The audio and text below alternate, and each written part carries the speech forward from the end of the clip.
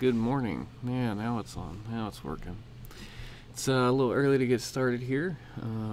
Unfortunately, this is the only time that really works for me, so probably going to be doing this on Friday mornings around 7 to get going. I'm a little under the weather today, so you guys will have to deal with that. I took over ForgeRecipes.com from David Hemphill, who built this awesome site, and it's been running for a number of years. The thought was that it originally happened because I contacted him to ask him about making some changes and trying to help out with, implementing some features, and he actually asked if I'd be interested in taking it over, and I said, yeah, sure. And it's actually running on Laravel 4 right now. I figured it'd be cool to rebuild it using Laravel 5 and use test-driven development and Tailwind. Some quick information about me: I do Laravel development primarily on the side. I've done it for a number of years now, building side projects and miscellaneous things for some customers, but I don't really have much experience in test-driven development. I've done a little bit of testing with PHP Unit, but this will be my first foray into trying to build a whole application from scratch. So, but I figured the first thing we could do is sort of just look at the current website and what's currently available on the website, and then we'll go ahead and set up a new repo, and then start with a feature listing, and then see how far we get this morning. Shouldn't take us too long. I do have the chat up, so if I say anything weird or you have any questions, or if you guys, whatever you want, just put in the chat. I'll try to notice. I am running 3 screens right now, one with the camera and the feed, so I know what I'm sending out, the screen I'm using the stream with, and then another screen with the chat and Twitter on it, just in case people hit me up there. So I apologize if a window's not on screen. Let me know and I'll get it on screen. So ForgeRecipes.com is obviously, if you don't know already, is for Laravel Forge. Laravel Forge allows you to manage some servers, and it uses different services to boot up your servers.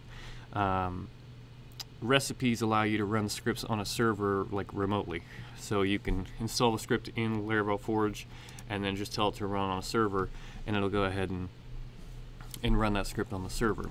So for instance, what do we got on here already? So here's one to show SSL expiration dates. So as you can see, we're grepping anything in the Nginx directory. Looks like some fancy stuff here. I'm not too good with some of these commands, and then he's doing things, based on that information. So basically, you can create an account, you can add scripts, you can also clone an existing script to create your own, and that's pretty much the current functionality of the site. There is a staff picks area, which is just some things that looks like hasn't been, they haven't had any staff picks in a while. That's the current site. Let's go ahead, and I'm going to start from scratch here, because I think some people, it'd be nice, if they're not familiar with development or version controlled stuff, it'd be nice to go ahead and create a new repository from scratch and start that way. So I'm going to go ahead and create a new repository. Let's call it Forge Recipes. And new Forge Recipes website. We'll leave it public so you guys can do it. License, we'll go with MIT. And is there a Laravel one? Yeah, there is. Look at that. Actually, I don't think I want either of these because I'm going to do a Laravel new. Yeah, I don't want to do this. So we're just going to create it completely blank. So now we got a repo. I use iTerm here, and I already have the Laravel installer set up. So I'm just going to do Laravel new Forge Recipes. And here we go, off to the races. I'll wait for this to finish up.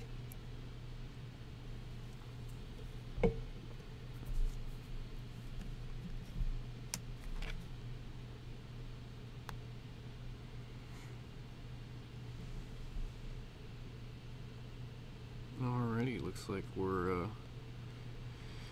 ready to roll here. So I'm just going to change in that directory here, and I'm currently using VS Code.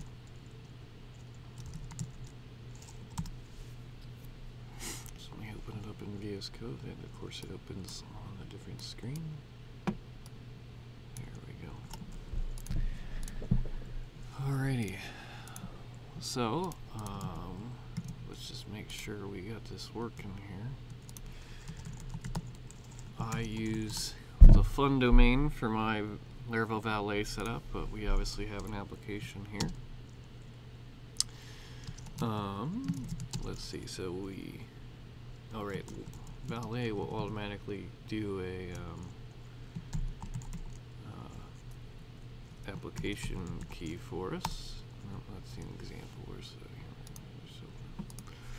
Yep, so we already got application key set. You know, we can go up here and do forge recipes. If I can spell correctly this morning.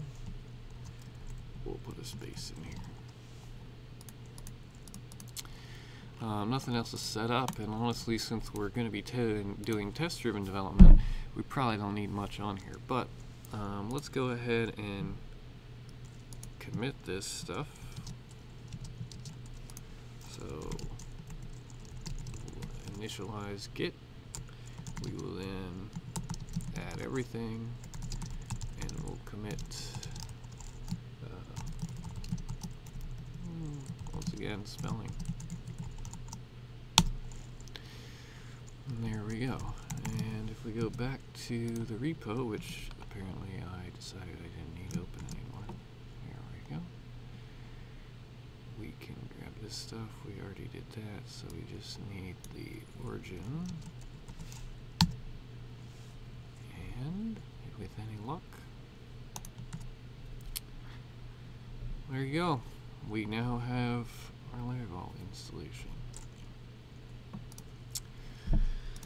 Alrighty, so I think the next step we should do is probably work on the README a bit, just to get people up to speed here. So I'm gonna go ahead and create a new file. Nice README markdown file.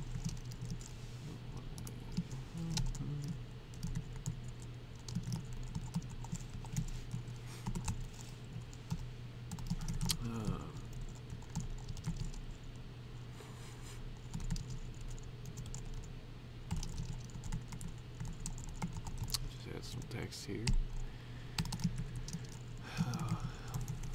Let's see, plan/desired features. Alright, so obviously we're going to need a user login and be able to post recipes.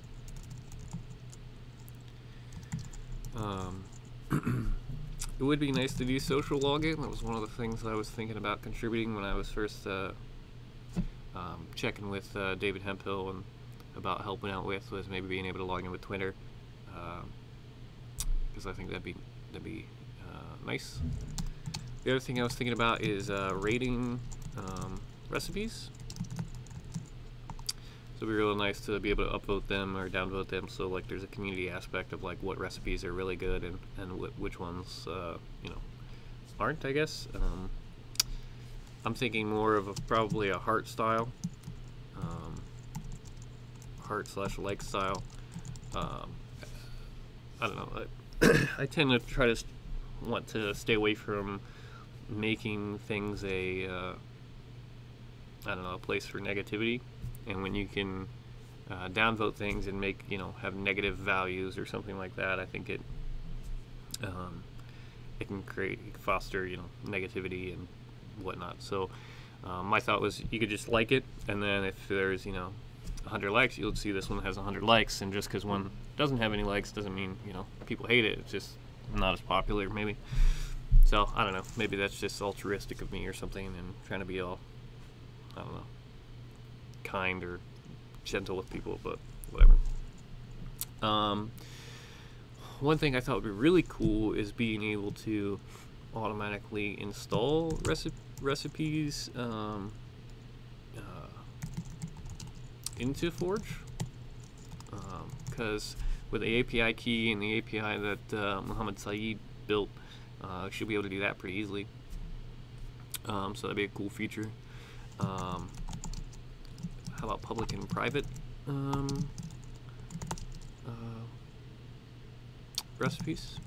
So if you have ones that you use internally that you want to have stored somewhere, not in Forge itself, you can keep those here too. What else? I thought I had a couple other things I was thinking of.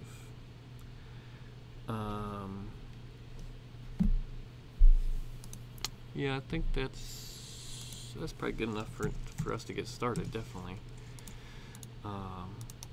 So let's go ahead and have this and readme.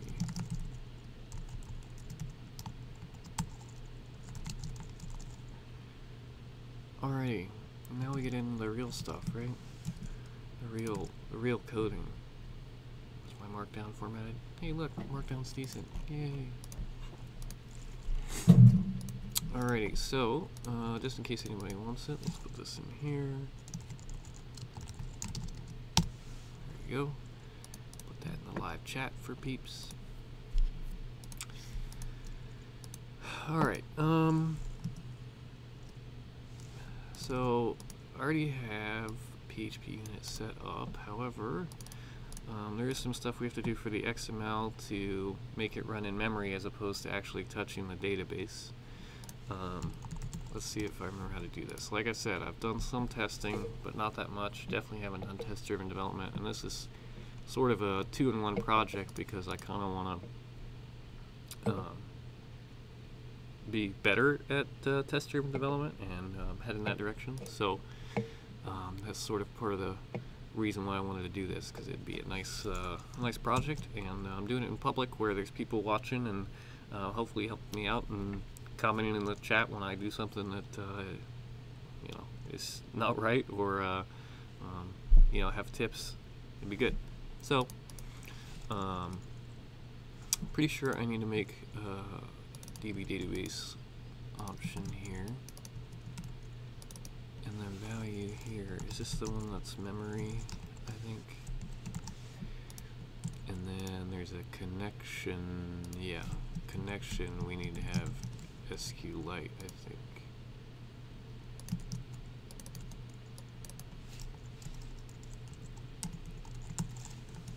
I think that's how it rolls. But let's Google real quick. PHP unit, TDD,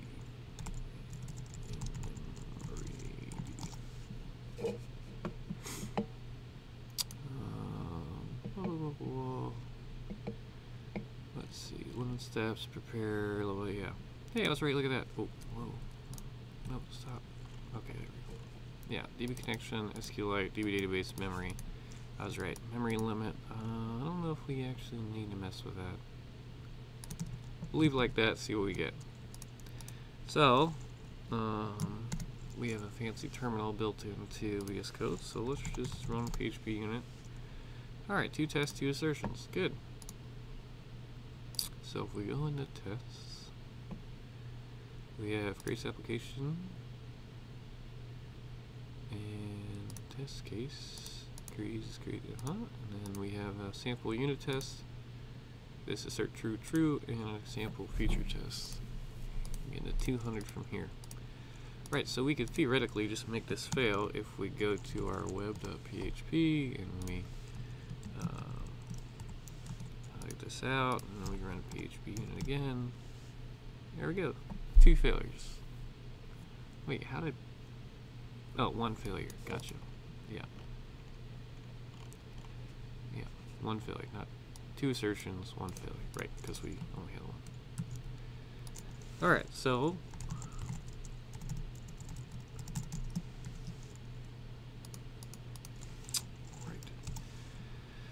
Alright, now we're back to green. Wait, how did I duplicate that? Alright, here we go. So, I had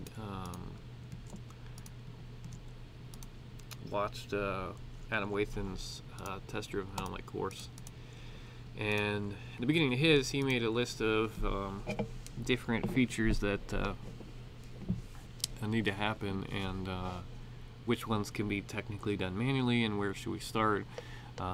Obviously, the primary thing for Forge Recipes is to create a recipe and have it publicly available. And his thought process for getting started was that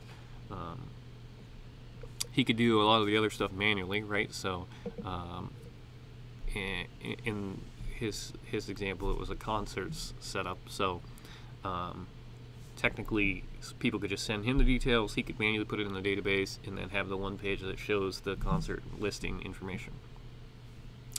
But in this instance, it would be obviously somebody could technically email me a recipe and then I could manually put it up. But that's not going to happen because it's just not worth it. But it is a decent place to start. So the first question would be, okay, being able to navigate to a page and see a recipe, right? So he started with a feature test that went ahead and did that. I don't know. Starting with that just seems a little, I don't know, but my default reaction is it seems a little more advanced than I want to go, just because I feel like then I'm creating a UI piece or whatever. But I mean, at some point you have to create it, and I'm going to have to create entries for the database configuration and models and stuff like that. So it's not a bad place to start. So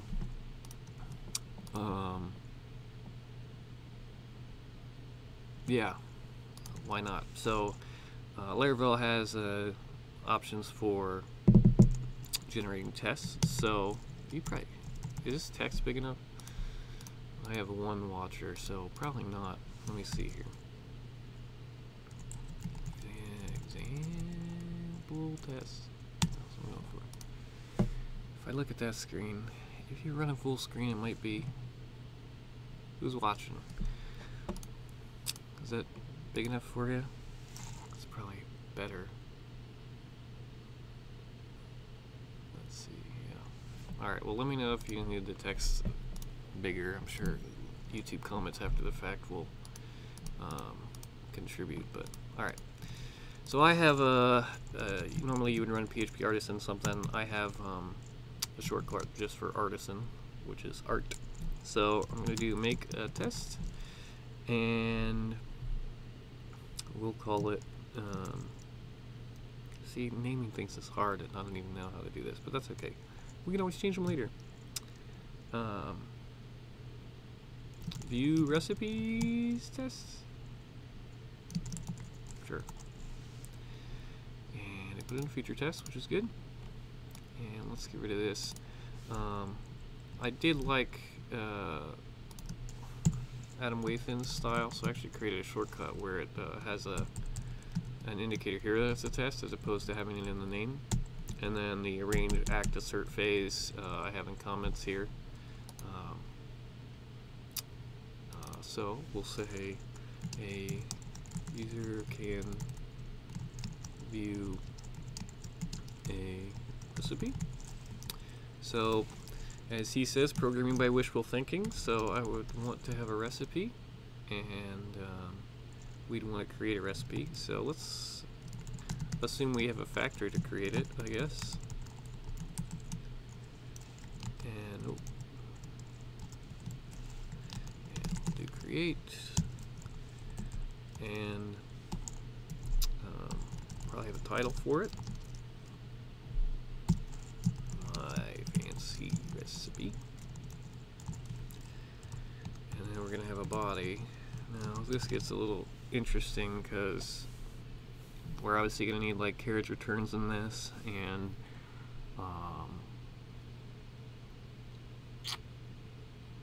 yeah, carriage returns probably like a /r/n or something like that, or maybe just a /n.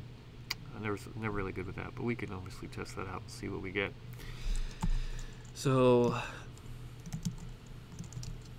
we'll just put the fancy script stuff for now. We'll probably have to test that everything gets saved properly and output it properly too. I would assume this probably would have a user ID, but we don't necessarily need to provide that. So let's see, recipe equals, so we're gonna need a recipe. Act is stuff we're gonna do, and then stuff we're gonna insert. So I think we'll be doing something like this. Visit, probably something like recipes slash recipe ID, and then this dot assert. See, this is like getting into, see, I don't know the function names or whatever. So alright, creating a test environment. We made a test. Oh look, there's a flag for making a unit test. Let me blow this up in case you guys can't see here. Insert true. What else do we have for testing? Environment creating ready tests. What's that? Is that it? We don't have any. Oh, here we go. HTTP tests. So yeah, this get this. So it's probably need to. I don't know if visit exists anymore. It's on this page anymore. No. So we'll change this to get.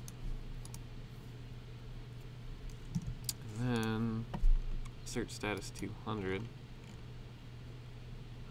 Assert JSON. Session.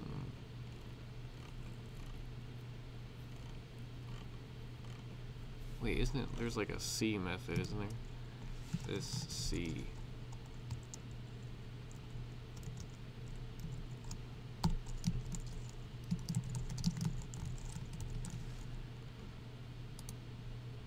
Alright. Well, let's give this a shot. We'll see what we get. Alright. One error. Unable to locate factory name, so we'll create a factory. Alright,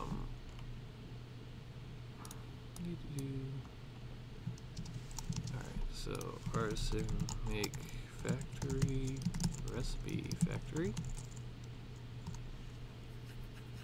And we'll open up recipe factory. Technically, we're supposed to run our PHP unit again. I need to locate factory with name. Okay, so it still doesn't have a name, so we're gonna say app recipe. Alright, save that. Alright, still not able to locate the factory, probably because we need to import a recipe. So use app recipe. Let's try this again. Alright, class app recipe not found.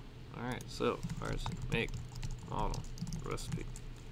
I'm going to cheat here and add a migration on that, even though technically we shouldn't yet, but that's okay. Alright, what do we got now? No such table recipes, no such table. Okay. So, recipe, create recipes table. No such table recipes. Include. Is there any recipes? Well, that doesn't make any sense. We have a migration now. Oh, we have to run the. What is it? Use refresh database.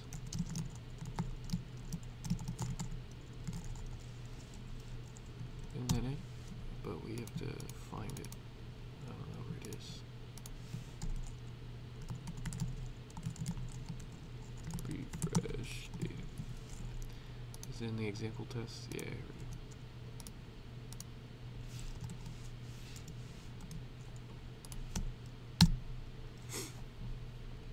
What do we got now? Aha, no column name title. Good. So So now we can work on a migration. So we'll want a string will probably be good enough for title, and I think we're going to need a text for body. Whoa, now I just SSH'd. That's not what I want to do. I want to PHP. How that happened? Alright, call undefined method C. Okay, so C is not what I'm looking for. That might be a dusk thing. Available assertions. Here we go. Assert status successful. Session has JSON. Yeah, assert C. That's my problem. Alright, back to my tests. Assert C. Let's try again. Called undefined method assert C. What? Oh, response. Alright, so we need to get the response after. Okay, so response equals, and then response assert C. Okay. Sorry, the page you looked for couldn't be found. Right. And so we should be like, makes sense to do like assert status 200. Make sure we're actually getting there. And now both of them will fail. Yeah, expected 200, receive 404. Good, so that means we don't have a route for it. So if we go to our web routes and we add a new one, route, get, and then we can say recipes. And we could hack it with one, but we all know, well, sorry, I guess we don't all know, but that's just going to be a waste of time because we're just going to run back through it, so I'm not going to go that route. I'll also assume that we have a recipe controller, and we'll probably want the show method for that, so let's go that route. Alright, so we received a 500. Yeah, what's that? There's like exception handling stuff, because we want to actually, there's like we want it to tell us that there was no recipe controller and then that there was no show controller. So let's see if I can find a resource for that. Laravel disable exception handling. Yeah, I'll see. Here we go.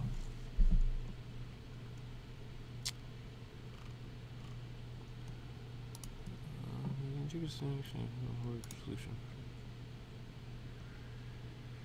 Yeah, so right, so he put this into his test case 7. Okay, so I am using PHP 7, so this is what I need. He put it in a test case, so let's see if we can just throw this in and see if it'll work. Test, whoa, what am I at? Test case, so disable exception handling. So I think we can go back to, let's see, I got too much stuff open here.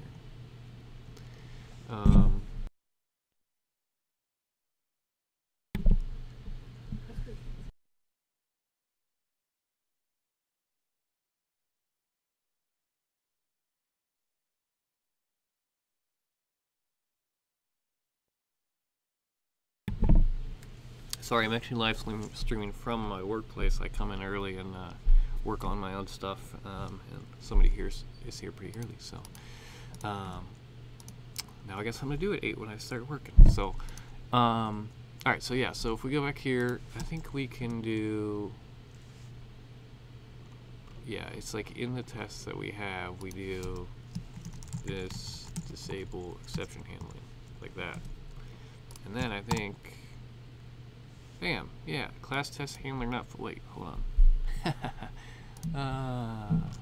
So in the test case, we have stuff that's not imported. So exception handler, import that, extends handler. Probably need that. Well, I guess I could probably just go back over here. We just hit, yeah, handler and exception handler. We just added those. Save that down. Let's try again.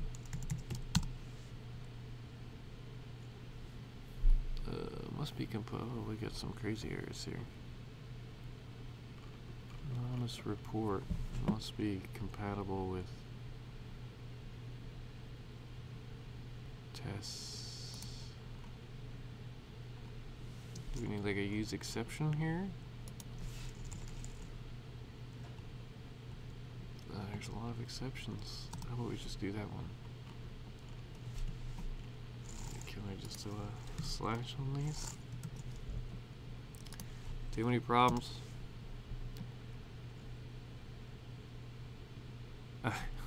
So now we're back to getting to 500, which means that this stuff probably isn't working. Because I bet you if we comment this out and run this again, no, we're doing the same thing. Oh, right, that's the error we wanted, but the exception handling isn't actually going.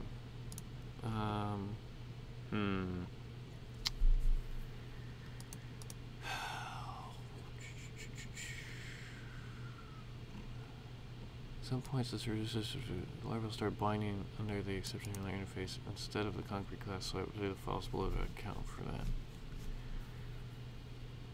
Okay, so man, I don't really think it's a good idea to necessarily watch a video while I'm live streaming. Pretty simple stuff, right? But I don't know what else to do here. We're testing the users created when registering. We make a post request with non. Yeah. And exception doesn't namespace. Like what the actual lets me kind of do this on the fly per test whenever I need it, and I'll show you guys kind of how to put together accept TDD and doing this acceptance test stuff, this in and out as you kind of need it, and I'll show you full exception handling. So this is basically going to turn off Laravel's exception handling, so if anything goes wrong, the exception will bubble to the top. And I find this is actually a pretty useful default. If there isn't handling, you want to figure out how we can actually do this. So the easiest method here, called disable exception handling, instant handler, and now enter that takes client station error. So we scroll up, app HTTP controllers user not in line, literally do nothing because it's not doing.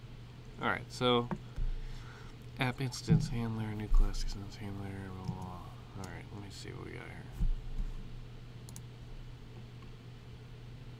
Yeah, app instance exception handler, which is in here now.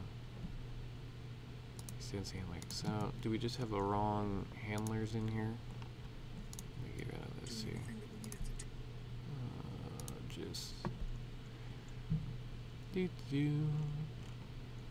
Alright, so let's just grab these to make sure we're using the right statements here, which it didn't look like we were. And then drag in. Oh, that might look better. Let's see. Yeah, there we go. Recipe controller does not exist. We just had the wrong handlers in here. Thank you, Adam with it. Alright. So, now we know recipe controller does not exist, so let's go ahead and create that. So, artisan make controller, recipe controller. So now we can open up recipe controller. Alrighty, but this should tell us the show method does not exist.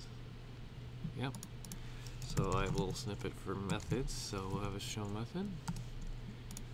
And yeah, fail asserting that blank. Yeah, because we're not returning anything.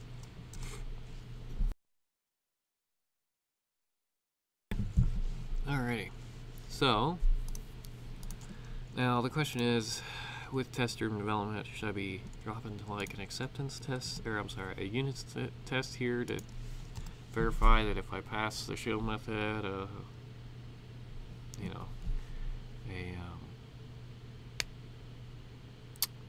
if I pass it a ID that I get the correct one back. I mean, that this feature test that we got going should cover it, so I'm gonna say no, but you know, I'm no pro at test-driven development, so you know, tell me what you think in the comments of the video, because I still only have one watcher, and honestly it's probably my buddy. Thanks for stopping by. So I think I'm just gonna let's just return it, really. So if we do recipe find one, will we actually get the... No, apparently not. Oh yeah, recipe not found. Let's get that up there. Look at that. So that's the easiest way to get one, because I'm actually finding one, but in reality I need to, if I do this, then I can do route 1 of binding, because I have recipe here, and if it's an ID, Laravel will automatically grab that, so I can actually just do return recipe.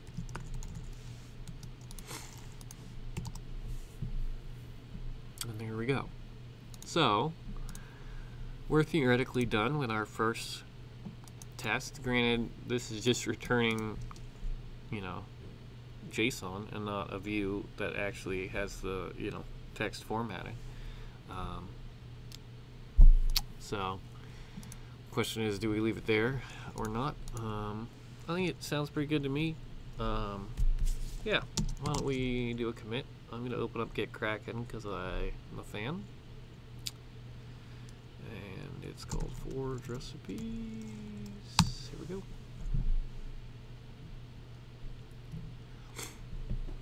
I like to be able to see my code. I know some other guys use GitHub Desktop and stuff like that, but I'm a fan of this one, so yeah. And of course it opens in the other window. Alright, so we created a controller, a blank model.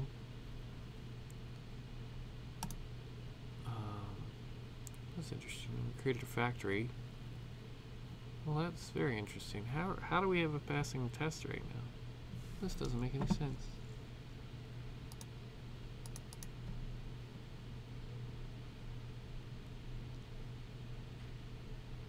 I'm very confused.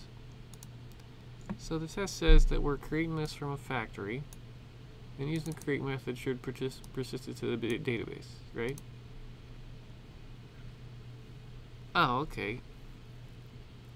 Alright, I get it. So the thing is that this right now, I'm passing this information in, and the create recipes table only has 2 fields. IDs incrementing, timestamps are automatic. So if we added another field here, I don't know, we'll call it integer and have it be rating or something. Now it would fail because, right, because there's no, yeah, null, not null constraint failed.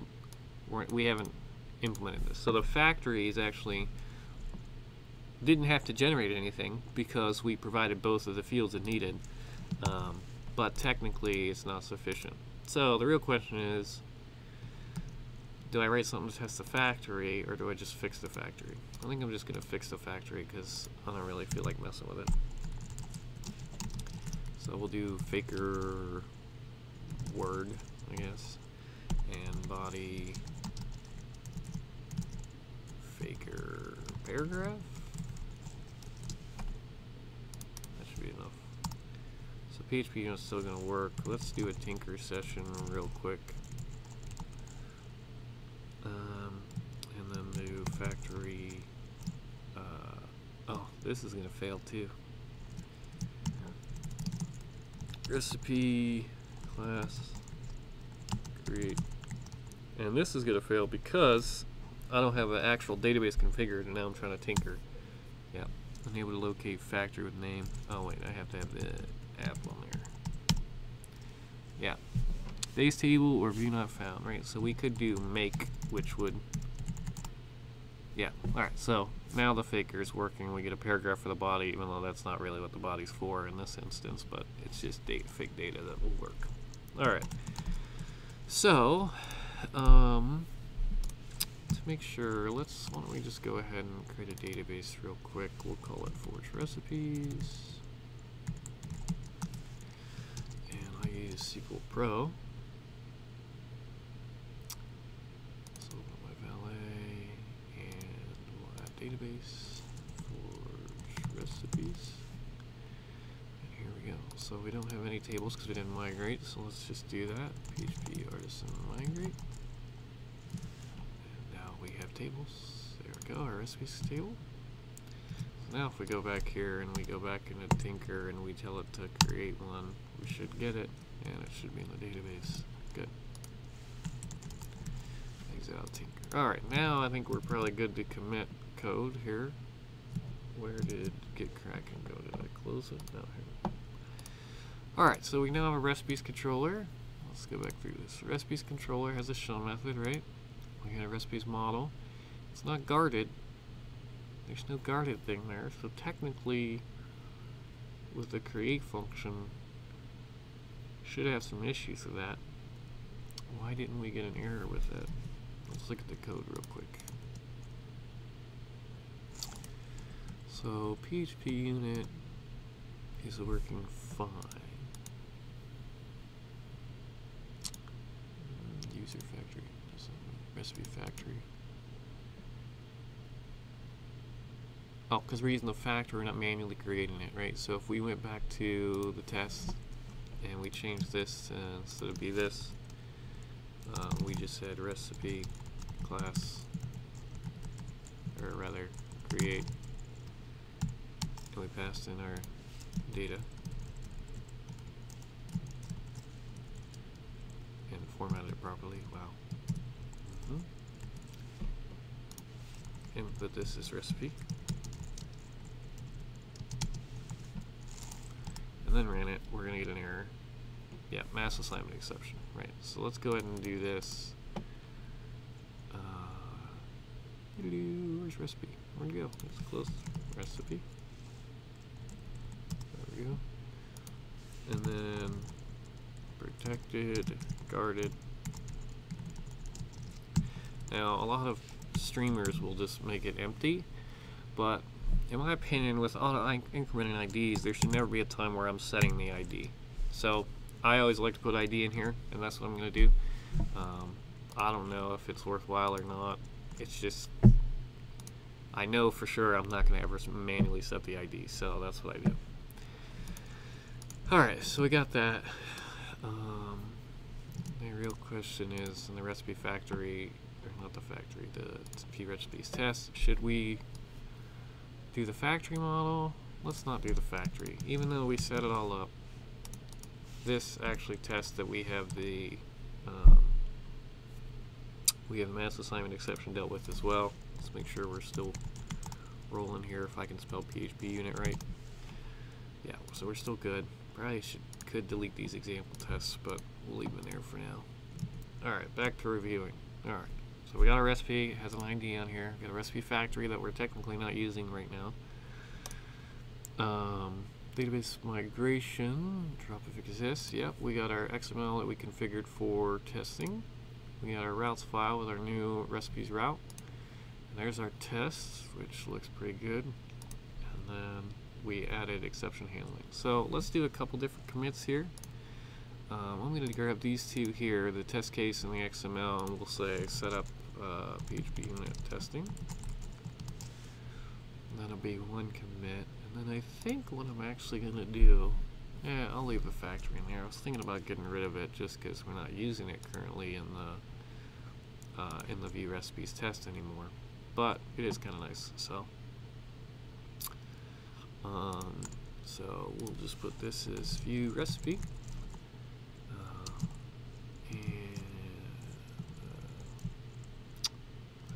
Wow.